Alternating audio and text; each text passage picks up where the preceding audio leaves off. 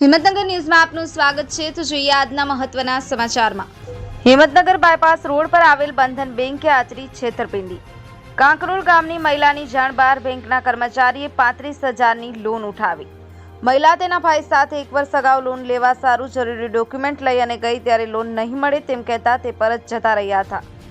1 વર્ષ બાદ બેંકે મહિલાને ઘરે 40,000ની લોન બાકી હોવાની નોટિસ મોકલી। સમગ્ર બાબતે મહિલાના ભાઈએ બેંકમાં જઈ તપાસ કરતા કર્મચારીએ જ આ લોન લઈ ફ્રોડ કર્યો હોવાનું બહાર આવ્યું। બેંક મેનેજરે કર્મચારીએ કરેલા ફ્રોડમાં અમારે કંઈ લેવા દેવા ન હોવાનું જણાવ્યું।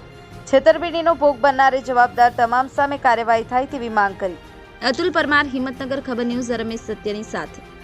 अपनी आसपास बनती घटनाના સમાચાર જોવા માટે હિંમતનગર ખબર ન્યૂઝને લાઇક કરો, શેર કરો, ચેનલને સબસ્ક્રાઇબ કરો।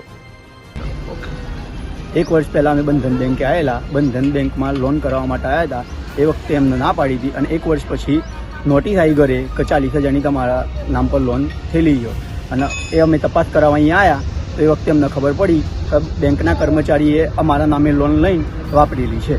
શું નામ? મારું નામ ચિરાગ।